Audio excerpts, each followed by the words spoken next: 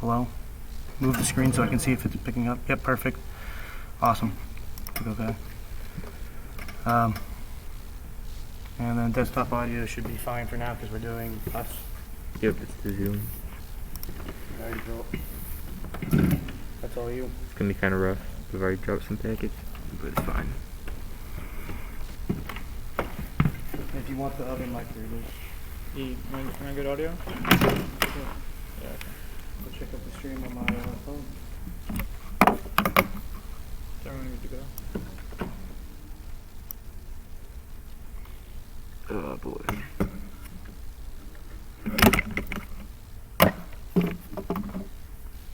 You should be all set. Okay. Yeah, I hope it's good. Okay, good to go? We're good to go. Okay, I just stop talking. Does it start talking? Yeah, no, whenever you're Okay, sick. Welcome to RITSec, in person, in web. We'll be in Web Auditorium till 4. Come stop by down, we're following social distancing, but hopefully in person it'll be a lot more fun. So, welcome to RITSec. Please sign in at ritsec.club. Helps us keep attendance. And being, a member after about 3 sign-ins really gives you a lot of privileges, and you can vote and stuff. Please sign in. Check out our interest groups and programs. They're really cool. They meet every week. Learn a lot of cool stuff. Be more specific about your education. It's really great. Our workplace, join it. We do all announcements. Next top, check out their workplace group. They're really cool. They recently came under RITSec, and they're actually a really cool club of help do with networking security, which is pretty important. Sign up for our newsletter to get, weekly mail. And Hackathon tomorrow at 10 a.m. pretty much till Sunday at 10 a.m.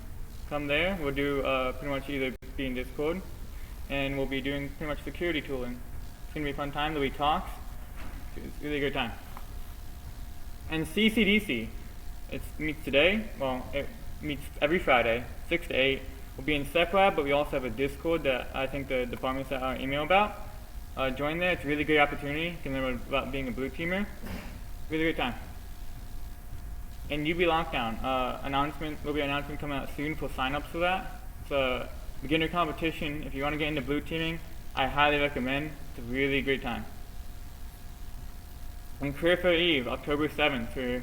We prepare for, the second coming of Career Fair this fall. Pretty much we go over resumes, there'll be sponsors there. Go there if you're looking for a job, pretty much. And Hack Night, every Tuesday, 7 to 9. Pretty much come to labs, do challenges, do homework, do whatever. Kind of hang out there, it's great. And meet our sponsors. They help us keep it running. And really, they're great. Really, we love them. Yeah, you can actually get an in-person applause. And follow social media. We make great posts. And without further ado, Linux blue teaming, presented by me. 1 second. We're going to do a better camera angle. Better camera angle? Oh, yeah. We're going to get you a good camera angle. You pop into your Zoom settings real quick.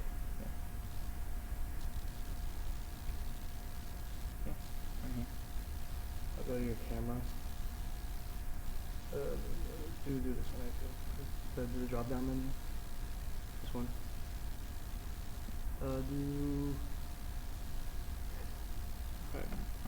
Do the video settings. I won't make it this. Okay. It's not just like up to you with your. Oh, we did not. No? Oh, hang on a second.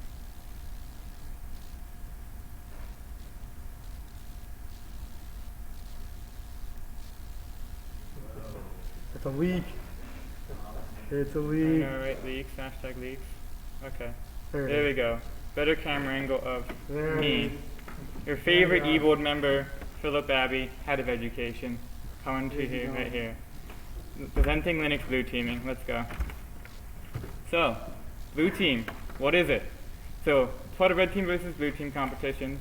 Competitions such as UV Lockdown, RSec, ISTS, and CCDC. Red team supposedly breaks your services during the competition. Your job is to fix them and kick out red team. What actually happens, you're probably going to break your own services and spend the entire time fixing your mistakes. But it's actually really fun, and it's great for learning. Overview. So this is kind of what we're going to do over the presentation. We're going to talk about hardening the users, making sure red team can't get in. Talking about configuration files, pretty important for security. Firewalls, reading your logs, all the good stuff. So this is how code runs. Pretty much how red team gets to execute what they want on their box. There's lots of different things, but you can check it and pretty much look for what red team's doing. So there's things like the services, like we talked about 2 weeks ago. They can make malicious services on your box that pretty much run whatever they want on boot, and they'll run even if you stop it. It's a pretty good way for persistence, and red team will usually do this.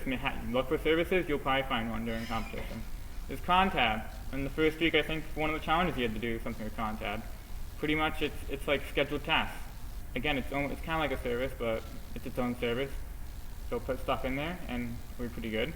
There's binary shimming. They'll pretty much replace binaries with one of their own and make it look like it's working normally, but it's doing their own stuff.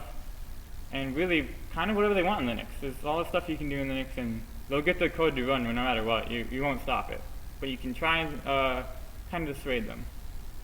So services, let's talk about that. We talked about that 2 weeks ago in week 4. There's daemons, background processes. They run around, need to log on, or any user.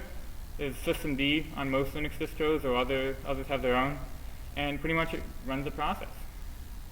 An important thing is that you can view the logs of most services, especially systemd in journal.ctl. Really important for both blue teaming and kicking out red team, and also fixing services. Services will error out into these logs, and when you don't know what's happening, check the logs, and you can see, oh, my Nginx doesn't have a HTML file to host. Oh, well, I guess I know the problem now. It's really easy. It can be really obvious. You just check the service log files. Users and groups. So this is where users are stored in your groups on Linux. So there's etc password, etc group, etc shadow, all important files. You can check password and group, and you can see which users are there. You can see if they're malicious. Obviously, some are pretty obvious that they're malicious. Others won't be. So you got to kind of use your own judgment to see. You need to watch out for which users are root, or I guess administrator. They're in the sudo group. Check them out. If there's one that shouldn't be a sudo error, take them out of it.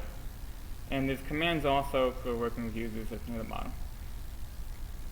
Hardening users. So again, check your password. Kind of can check shadow. Pretty much you want to edit your users. So the user mod pretty much is a good tool for that. You can disable them. You can pretty much break their authentication for that user.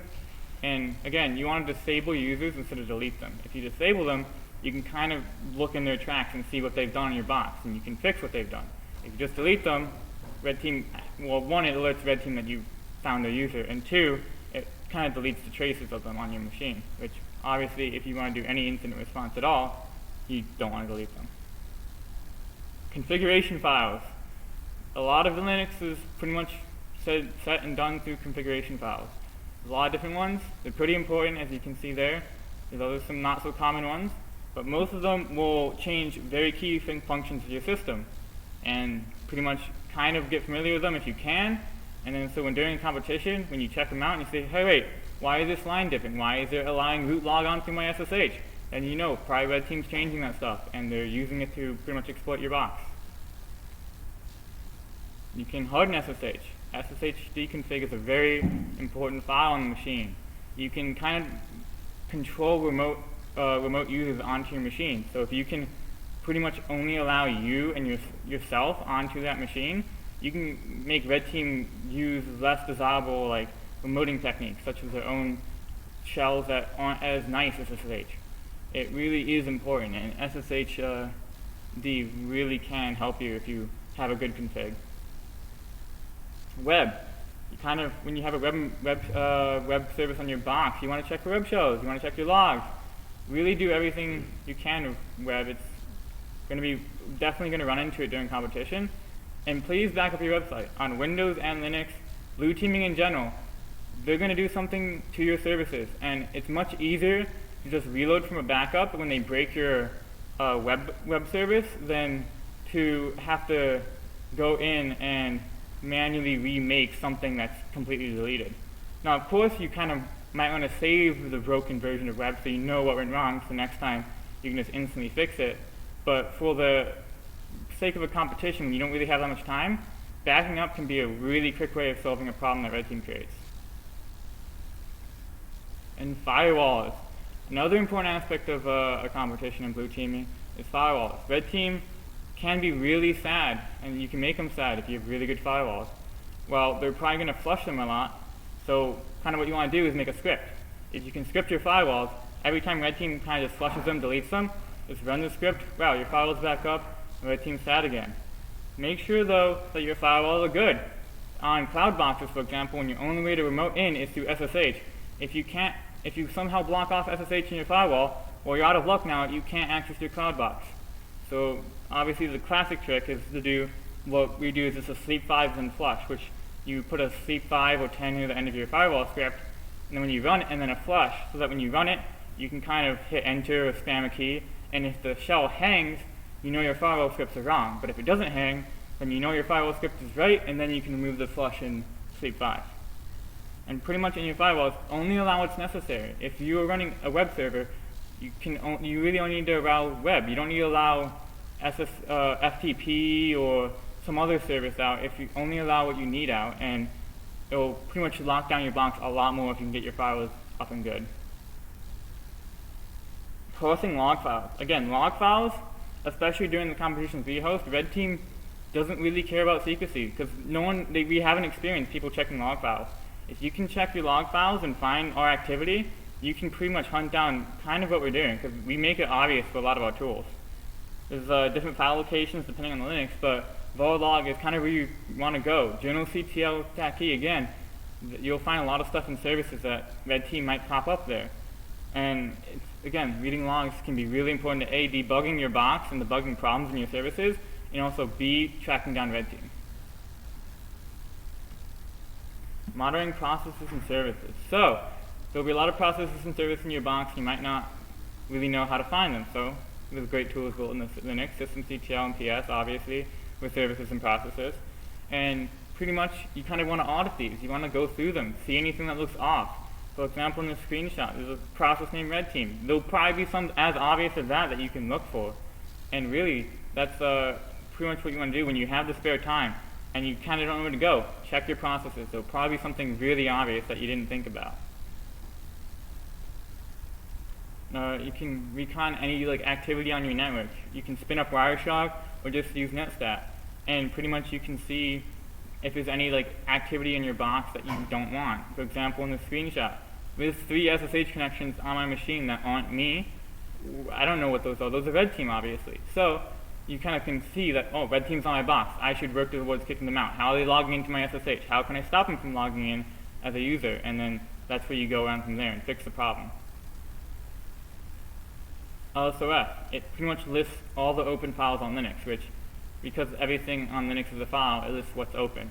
And so you can use this to kind of track down Red Team. For example, in that last screenshot down there, you can see the process ID of the SSH session. So you can take the process ID of that and put it in the lsos, and you can see what files they have open in that SSH shell, which can be pretty useful because you can see what Red Team's messing with. You can pretty much sort by whatever, and it's a pretty useful tool for tracking down Red Team as well. Pretty much a lot of blue teaming is, when you're not fixing services, which you will be fixing services, is tracking down Red Team. And you can also track down Red Team to find what they broke and how they broke it. So here's the standard competition move, because you get into a competition, you kind of want to set schedule, or else you're going to be kind of blindly flailing around and not really using your time wisely. So the first 5 minutes of the competition, we run what's called a 5-minute plan. What that is like a quick schedule of the very basics, changing passwords, making sure your users are correct, all the little stuff that can be done quickly and easily and really tighten security of your box. And that could include writing firewall rules as well. Then you want to kind of read your logs, look at your logs, see what's happening in your box, and get you a good idea what services are up, what are broken, what activity is happening, what are the root users running, for example. That's a log file. Then you want to switch boxes because you won't have only one box to yourself, except maybe at UB. But yeah, you'll have more than one box assigned to yourself. You want to go through your boxes and do this on every single box. And pretty much switching to fixing services as they go down. Your services will go down over the competition, and so That's what gets you points during competitions. Kicking out red team, sure, it'll kind of make you safer, but that doesn't get you points. What gets you points is keeping your services up in Ajax. So if you can focus on fixing those services, that will win you a lot more competitions than kicking out red team, because while it's important, again, what gets you to points wins you the competitions. What not to do. So auto-killing users is probably one of the worst things you can do. It doesn't solve the problem of how red team get in your box, and it just makes red team angry. So, I mean, and they'll just fight back. If you're killing their processes or users, they'll just move the kill binary and just use it against you. Like, killing users isn't the way. Find out the problem and fix it, and then you can kick them out. Because if you don't, then obviously they're pretty angry. Auto-blocking IPs, again, red team just can switch IPs. Doesn't really matter. Again, it's all about solving the root of the problem. Don't do the quick solutions. Actually find out what's happening, and then you can actually go ahead and kick out red team by solving the actual root of the problem. How they're getting in, how they're baking stuff. The quick solution isn't always the best, especially if they can just redo it just as quick. Common services, they're down. So the common reason services are down, it's pretty simple. Prior to being in competition, red team a lot likes just to do systemctl service off. Like they'll just turn the service off. And for a lot of teams, that will get them good for a good 2 or 3 hours. No joke. Again, just check the service is running. If it's not running, just switch it back on. If it works, it works. Like that's the rudimentary break, and it works surprisingly effectively. Blocking the firewalls, block by firewalls is also another reason. Your firewalls are bad, and your web server also calls out in 443, and you didn't remember that. So your web server is down because your firewalls are blocking it. That's another reason. Just, you can maybe test it by clearing your firewall, see the check goes up and be like, oh, there's my problem. It can be misconfigured. So again, when you run the service and maybe it errors out when it tries to start, you can check the logs and it will be like, oh, it errored because of this. And you can kind of diagnose that. Google it. Look on Google, oh, what is this error? Why is it doing this? And there'll probably be like 5 Stack Overflow posts about it. I mean, again, if you don't know, check the logs. Like, literally, it's just checking the logs. The error message will help you so much. Just do it. What to watch out for. So think of like how red team is going to attack you. How will they get in your box? They'll probably SSH in. How will they, you can kind of just check how red team's going to attack you, how they're going to break stuff. Kind of think in your mind, what would you do as a red teamer? And then you can go ahead and kind of try and counter those tactics. And kind of try and be careful about like false positives. There'll be a lot of stuff that will come in that might be irregular traffic, might be scoring engine, checking that your thing is actually working. And it might not be red team. Kind of make sure that it is red team, that you're not just killing something that's actually important. And know your enemy. Again, kind of try and think of a red team. This is the things they do. Look for these things. They're important. Like when you're on a box, there's probably going to be reverse shells, so all these things are going to be your enemy. Like these are your things that you're going to have in your competition. So more about the 5-minute plan. So it really is those quick actions that reduce the stuff. Default passwords. Red team usually starts off knowing the default password that they give you at a competition. If you change it instantly, that's like the most basic rudimentary stuff, and it helps so much. Firewall rules, again, a good firewall can make a red team really sad. And then the more complex stuff, you don't put that in 5-minute plan. That takes more than 5 minutes. You want the quick and easy stuff that does the most impact. So for example, here's something I might have for a 5-minute plan. I'd change the root password, the most important user in the box. Don't want my team logging as that. Disable accounts that aren't mine or aren't useful. Disable accounts that are obviously red team. Limit sudo to users that I know is secure, I know red team doesn't have. Limit the users that can use SSH. If that's something in sshd config. If you can limit to only the users you know is secure, and that red team can't SSH in your box on users that you know are their users, it's a really great deal for security. They can't log in through their users, and if they don't know your password, then, well, they probably will know your password, but if they don't, it's a pretty good way of keeping them out. And do your firewall, firewalls again. I can't stress enough, really important. And again, I'd also state reinstalling critical binaries, like SSH, Nginx, even /bin binaries, like ls or like vim, those things are shimmed all the time. Like, we'll pretty much just replace Vim and say, hey, do all the stuff and then run Vim. It's giving the secrets away, but pretty much, yeah. Reinstall those and make sure they're actual, like, working and safe copies of those binaries. Pretty much it. Bringing actual resources. So this doesn't really apply to remote competitions, which will probably be what's happening this year, but usually at most competitions, print everything. Like your 5-minute plan, your guide to how your web server that you're going to be securing works, the topology, like so many things, print.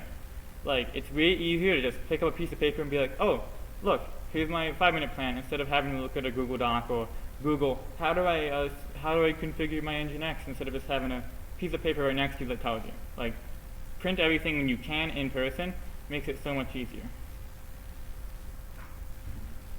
And questions. You'll have them during the comp, and Red Team will gladly answer them. Does anyone have any?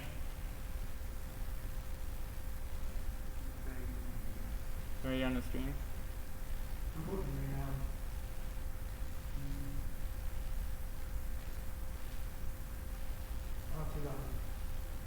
Okay. Well, that's intro to Linux Blue Team. What? CCDC's today, 6 to 8 in SecLab and our Discord that was in the department email. And yeah, time for the weekly demo.